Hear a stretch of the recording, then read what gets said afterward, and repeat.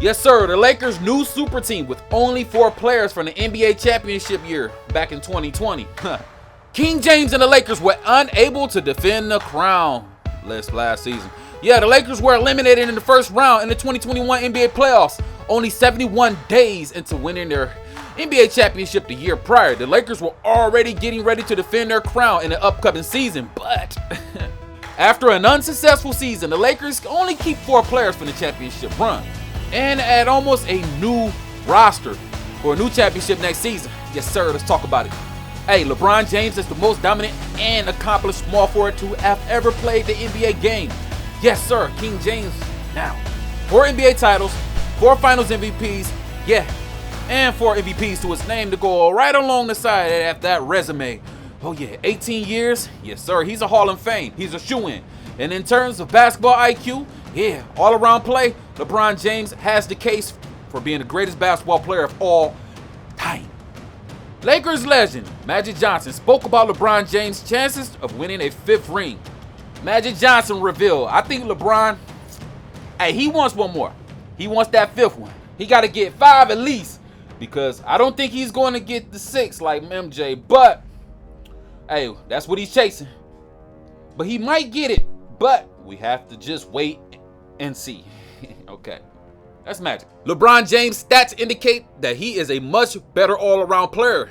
Yeah, while Michael Jordan scored more overall, LeBron is a more efficient player, shooting, yeah, better than, from the 2 and the 3-point range. LeBron James is also a better passer and rebounder than Jordan ever was. Wow.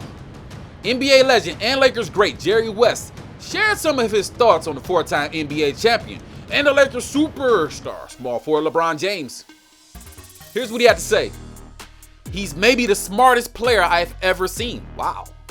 Hey, in the last season of injuries, you know what I'm saying, he averaged 25.7 rebounds and 7 assists at 36. LeBron is already one of the best of his generation, if not the best. And what these career stats show is that LeBron James is capable of excelling in all aspects of the game, and not just scoring. We all know what time it is. Asking me if they can win another championship is like asking me if I'm going to finish a plate of food. That's Kendrick Perkins' fat ass. Okay. He also states, Anthony Davis, when healthy, is one of the generational talents at the power forward position. Yeah. Okay, after injury, big man AD averaged 21 points per game, 7 rebounds and 3 assists. AD needs to get another season back and be completely healthy and motivated to chase his 2nd ring. This season was disappointing for him because he's a superstar, and that label comes with high expectations and standards, which he didn't deliver for the most part, only because of injuries though. AD's biggest weakness is his health, but when he's 100% himself, Davis is without a doubt one of the best players around the whole entire NBA. Yes, sir. Anthony Davis' 2nd season with the Los Angeles Lakers was disappointing, at least compared to the usual standards. He went from playing the best basketball of his career to averaging 21 points and 7 rebounds in the regular season. His lowest career averages in both since his sophomore year in the league. Davis scored 30 points, or just, in 6 times of the regular season this past year, as a far cry from last season, when he did it 21 times, man. But Davis can still cement his place as one of the top 5 NBA players, if you ask me, and even being the best big man in the league, with big Giannis, big Nikola Jokic, and Joel Embiid, it's going to be hard for him to reclaim that spot in that conversation next year and to put the Lakers back where they belong. But hey, I believe he can do it. Next up, we got Dwight Howard. Yeah, even after a decade removed from being the back-to-back Defensive Player of the Year, Dwight Howard, he's had a storied NBA career, averaging around 8 rebounds per game. In the last season, he averaged 12. That's not bad. And he has now returned to the Lakers for the 2nd time in his career. Now, Dwight Howard is a veteran with much experience. Howard has played for 6 additional squads, When Dwight Howard was a member of the 2020 NBA team when they won the NBA championship, he filled all 3 of those aforementioned roles effectively.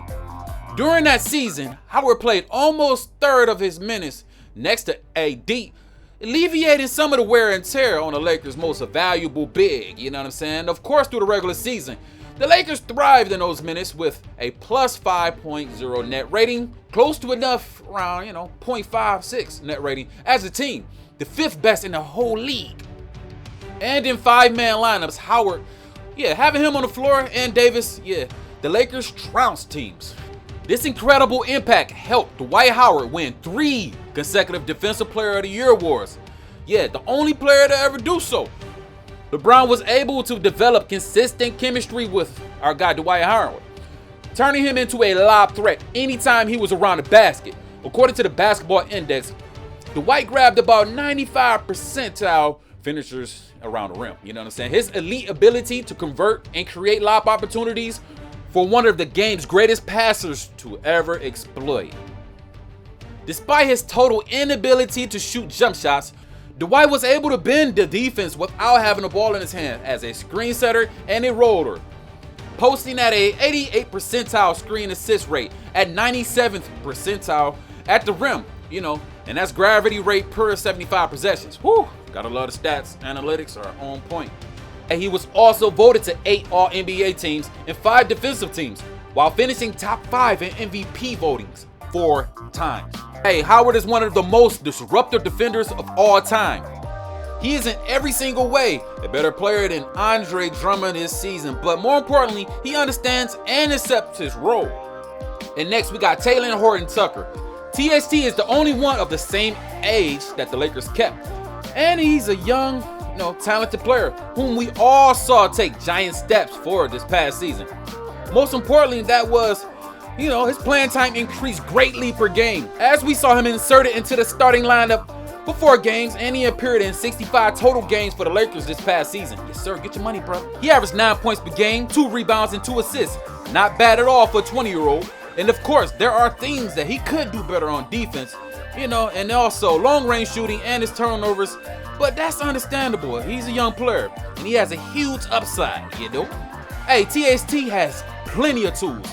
He's 6'4", so he has a nice frame for a shooting guard. He doesn't play like a prototypical one though. He also can splash inside to the basket and possesses the ability to make good moves inside the paint. Good move! And also with supreme talent such as Westbrook, Anthony Davis, and LeBron James all playing together, this will only help Talen Horton-Tucker grow and improve as a player. He of course will have to step it up in the offseason and learn how to play among, 3 Hall of Famers, under one roof. Yes, sir, you got to get to it, brother. So, in conclusion, you got LeBron James, Anthony Davis, Dwight Howard, THT are one of the guys or 4 guys who won the championship a couple years ago. That's why they are still in the dead Lakers lineup next season, although many things could change. It all begins and ends with the Lakers' 2 superstars, of course. And with plenty of rest, rehabilitation, and motivation, the 2 should be able to carry the Lakers back to the promised land.